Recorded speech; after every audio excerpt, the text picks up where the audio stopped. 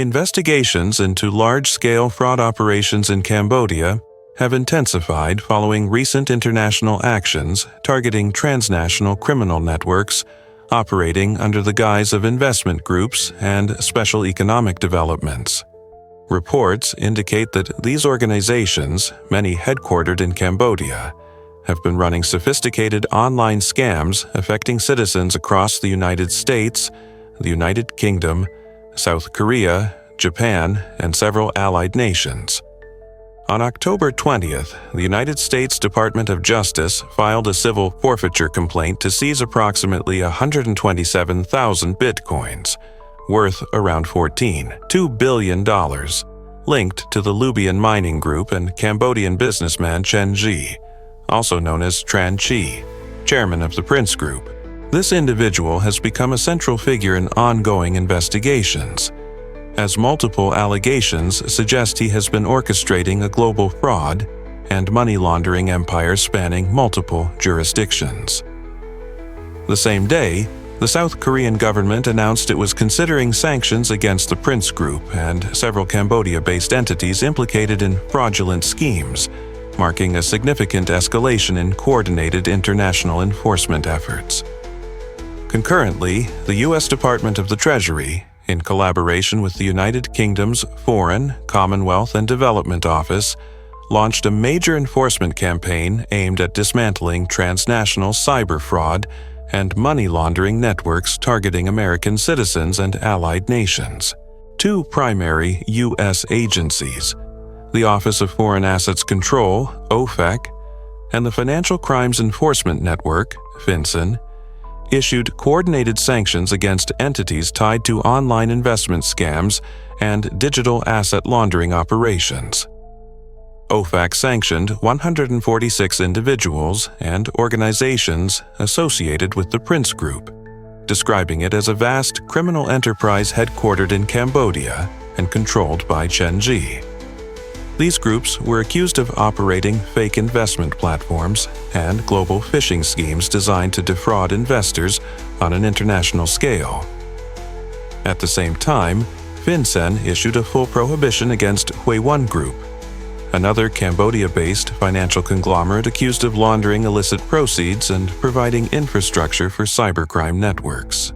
This action effectively cut Huiwan off from the U.S. financial system and global banking access, banning transactions in U.S. dollars and blocking international transfers.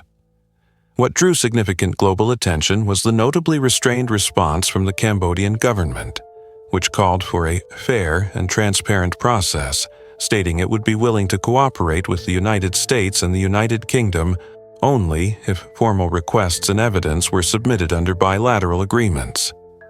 This was not merely a legal position but a calculated diplomatic stance, signaling that the issue had escalated beyond domestic jurisdiction and had now entered the realm of international relations and economic sovereignty. Cambodia's messaging appeared to be carefully calibrated to avoid being seen as non-cooperative while simultaneously protecting its autonomy, particularly as Washington moves forward with prosecutions and London imposes asset freezes linked to Cambodian-based entities. Through these statements, Cambodia appears to be positioning itself between two strategic objectives, demonstrating willingness to uphold international law while avoiding any implication that it is conceding to Western political pressure. The call for due process serves a dual purpose. It reassures international financial institutions that Cambodia intends to comply with global anti-money laundering standards, while internally signaling that the government retains control over legal proceedings within its territory. This approach reflects a broader effort to manage rising diplomatic tensions and prevent Cambodia from being designated as a high-risk jurisdiction for money laundering and financial crimes, a status that could severely disrupt its access to international banking networks and foreign investment. However, beneath these official statements lies the deeper concern of economic stability. In the global banking system, any perception that a country is becoming a hub for illicit finance can trigger severe consequences, including the interruption of cross-border payment channels and the withdrawal of correspondent banking relationships. If Cambodia is classified as a money laundering center, international banks may terminate transactions involving Cambodian institutions, making it extremely difficult for legitimate businesses to access global capital flows. Therefore, the government's emphasis on fairness and legal process is also a strategic reassurance to investors, signaling that lawful enterprises will be protected while illicit activities will be scrutinized under established regulatory frameworks. This strategic communication is also aimed at maintaining investor confidence. Questions have arisen over whether Cambodia remains a safe environment for legitimate investment, and whether lawful projects may be negatively affected by ongoing investigations into fraudulent operations. In response, Phnom Penh has attempted to draw a clear distinction between legal economic activities and criminal enterprises disguised as development projects. By emphasizing procedural transparency and adherence to the rule of law, the Cambodian government is seeking to assure global markets that legitimate ventures will not be harmed, while retaining the authority to revoke licenses and seize assets associated with illicit schemes. In effect, Cambodia's message is that due legal process is not only a procedural requirement, but also a strategic mechanism to preserve its sovereign control, while cooperating with international enforcement actions. The government aims to project an image of regulatory discipline, signaling that all investigations will be based on evidence and judicial procedure rather than political pressure. This stance is designed to balance three critical objectives: maintaining domestic legal autonomy, mitigating international sanctions risks, and preventing a collapse of investor confidence amid growing scrutiny of financial and criminal networks operating within its borders. At the core of Cambodia's concern is the financial impact tied to international perception. In today's interconnected financial system, reputational risk can translate directly into economic consequences. If global regulatory bodies, particularly those in the United States and the United Kingdom, categorize Cambodia as a jurisdiction failing to prevent money laundering or cyber fraud, it could trigger the withdrawal of international banking partnerships. This would severely restrict the ability of Cambodian institutions to conduct transactions in US dollars, access global credit lines, or participate in foreign investment flows. Such a scenario would not only affect fraudulent actors, but could also cripple legitimate sectors of Cambodia's economy, including real estate, manufacturing, tourism, and infrastructure development. As a result, Cambodian authorities are signaling that they will cooperate with foreign investigations when supported by proper documentation, while emphasizing that all actions will be carried out within the framework of national law. This dual messaging is intended to calm international markets and financial institutions by demonstrating alignment with global compliance standards, while also reinforcing internal sovereignty over legal proceedings. The underlying objective is to prevent Cambodia from being cut off from international financial systems, a risk that would have far-reaching consequences for its economic stability and geopolitical positioning. Furthermore, through carefully worded statements, Phnom Penh is attempting to send a message to both Western governments and domestic stakeholders. To the international community, it signals openness to collaboration and transparency. To internal actors benefiting from existing economic structures, it reassures that Cambodian authorities are not relinquishing control or allowing foreign powers to dictate outcomes. This balancing act highlights the complexity of the current crisis, revealing that the issue extends far beyond a singular fraud case and instead touches on the deeper geopolitical dynamics of sovereignty, global finance, and international power competition. At the same time, the fundamental concern facing Cambodia is not purely legal or diplomatic, it is structural. The operations under investigation are not isolated schemes, but are deeply interconnected with local economic interests, land development projects, and employment systems. Many of the so-called special economic zones, which have been identified as hubs for cyber fraud, online gambling, and forced labor, were developed with significant infrastructure investment. These complexes include privately controlled land, independent security systems, and their own power and water networks. They have generated short-term economic gains for influential domestic groups through land speculation, construction contracts, and unofficial financial flows, creating a powerful incentive to allow their continued operation despite international pressure. These economic zones have been presented publicly as engines of development, boosting GDP, creating jobs, and attracting foreign investment. However, beneath this surface, they also produce significant off-the-record revenue streams through underground financial systems, protection rackets, and informal taxation. These hidden flows create vested interests among local officials and business elites who benefit from the continued existence of these complexes. This has led to patterns of willful neglect, where illicit activities are overlooked as long as public-facing economic indicators appear positive. As a result, transnational criminal organizations have been able to embed themselves within Cambodia's economic landscape, using the facade of development to shield illegal operations from scrutiny. The persistence of these criminal enclaves is further reinforced by the presence of a shadow ecosystem that services their operations. Surrounding these compounds are networks supplying unregistered SIM cards, informal money transfer services, logistics support, and human trafficking routes. These services form a parallel economy that operates beyond formal regulation while still interacting with the legal market, blurring the line between legitimate and illicit activity. In many cases, these economic zones are granted tax exemptions, land concessions, or special regulatory status under the banner of technological innovation or tourism development, even as they serve as centralized hubs for global cyber fraud and human exploitation. This dual structure, one legal and one illicit, has created a dependency cycle.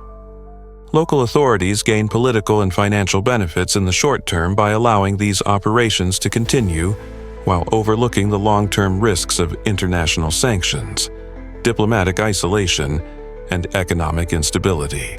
As a result, criminal activities have been allowed to flourish in plain sight, with reports indicating that in some cases, local law enforcement has developed cooperative relationships with the operators of these fraudulent networks. Victims rescued from these compounds have described scenarios where police were seen engaging amicably with criminal leaders, suggesting a deeply rooted system of mutual benefit rather than one of enforcement. Reports from former captives reveal that these compounds operate with a level of autonomy so extensive that even when victims sought help from local authorities, they were often ignored or returned to their captors. This has led to widespread speculation that certain officials have been complicit in protecting these operations in exchange for financial incentives or political favors. The continued functioning of these fraud complexes in broad daylight suggests that their existence is not due to a failure of oversight, but rather the result of systemic protection embedded within local and regional power structures. This systemic protection has created an environment where fraudulent enterprises are able to adapt and re-emerge even after law enforcement actions.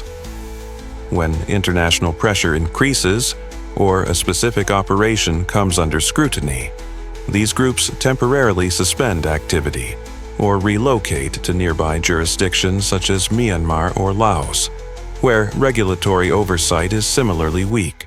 Once the immediate threat subsides, they resume operations under new legal entities, maintaining their financial networks, staff, and technological infrastructure. This cycle demonstrates that dismantling individual operations or arresting a few leaders is insufficient to eliminate the broader transnational criminal enterprise, which operates more like a decentralized supply chain than a traditional organization. At the local level, these complexes are often portrayed as development success stories, featuring newly built infrastructure, increased employment, and rising land values.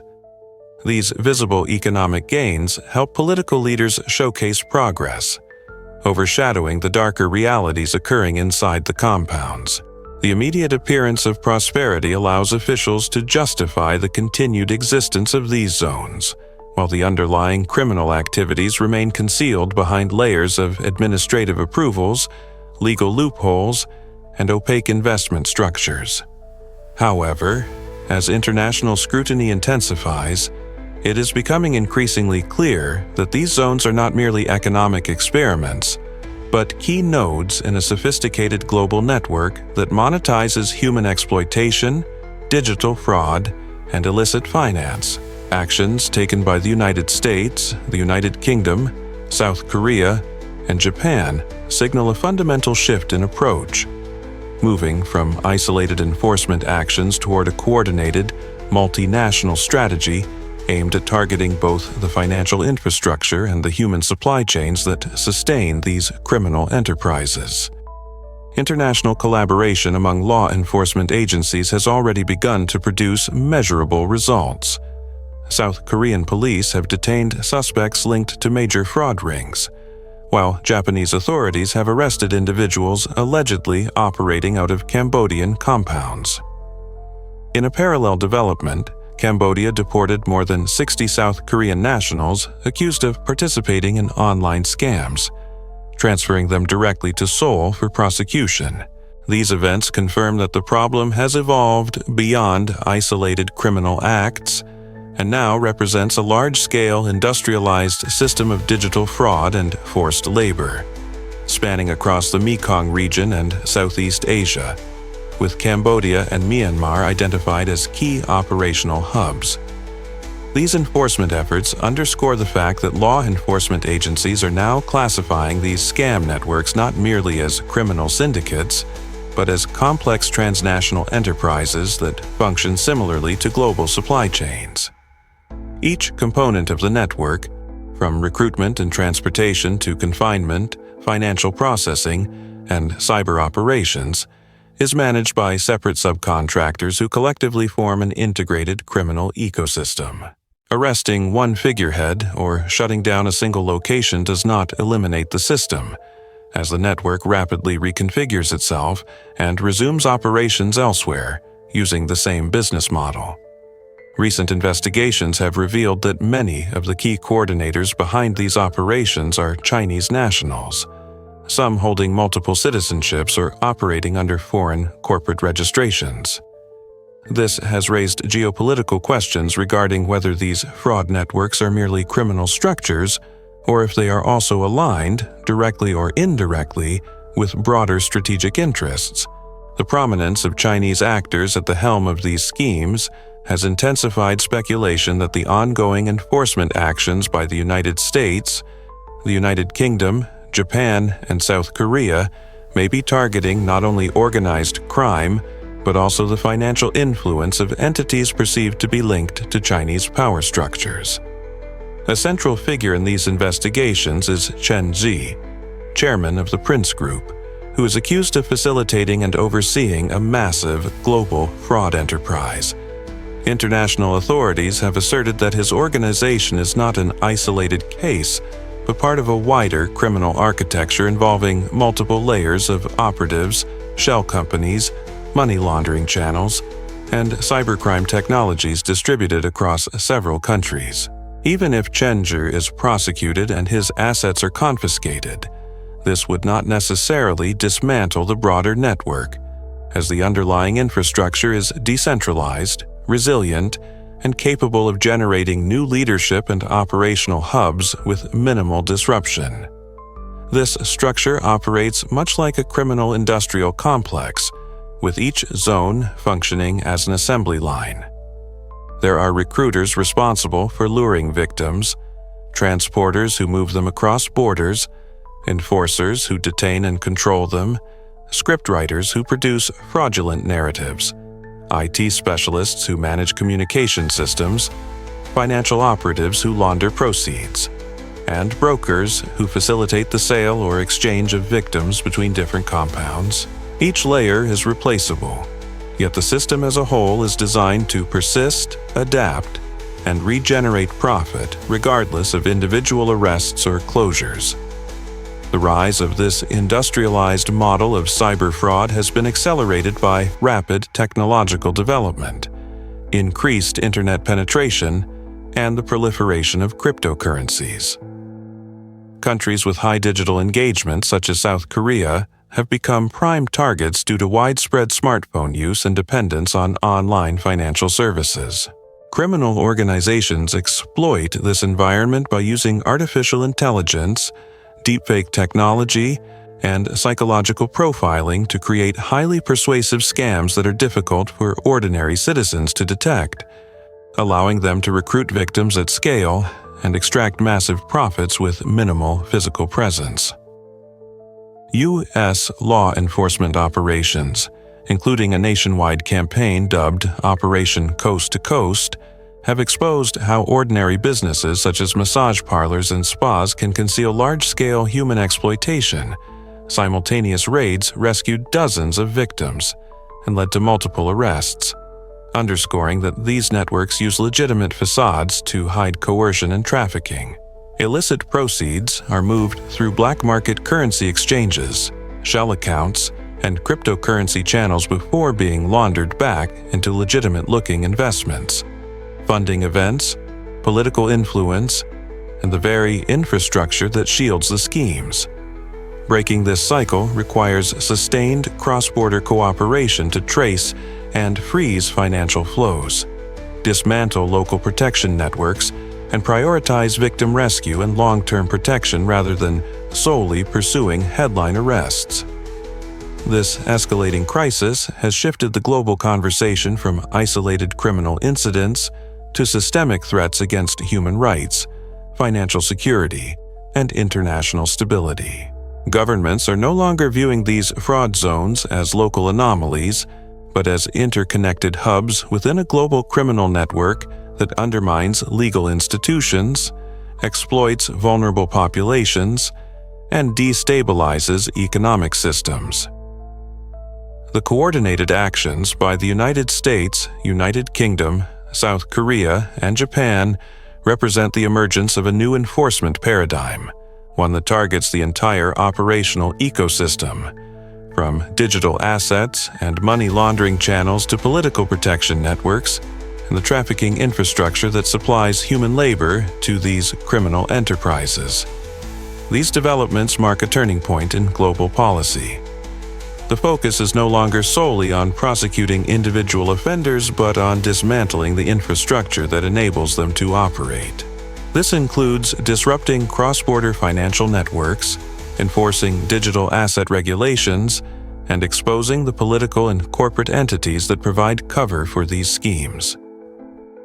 At the heart of this shift is the recognition that human beings are not commodities, and no political entity or corporate power is above the rule of law when human dignity is at stake.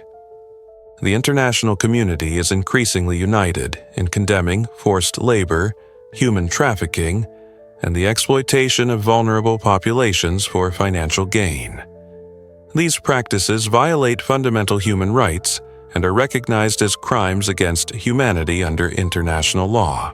As investigations continue, there is a growing consensus that the Cambodian fraud crisis is not merely a regional issue, but a global test of collective willpower. How the world responds will determine whether transnational criminal enterprises can continue to exploit legal loopholes, corrupt institutions, and traffic in human lives with impunity, or whether a new era of accountability will prevail. Ultimately, silence in the face of these crimes carries a profound cost. When societies ignore or tolerate the commodification of human life, they erode their own moral foundations and invite instability, corruption, and insecurity. Allowing criminal networks to operate under the guise of economic development undermines the rule of law and threatens the dignity of every individual. The fight against these transnational syndicates is not solely a legal battle, but a moral imperative. to defend human freedom, restore justice, and ensure that no person is reduced to a tool for profit.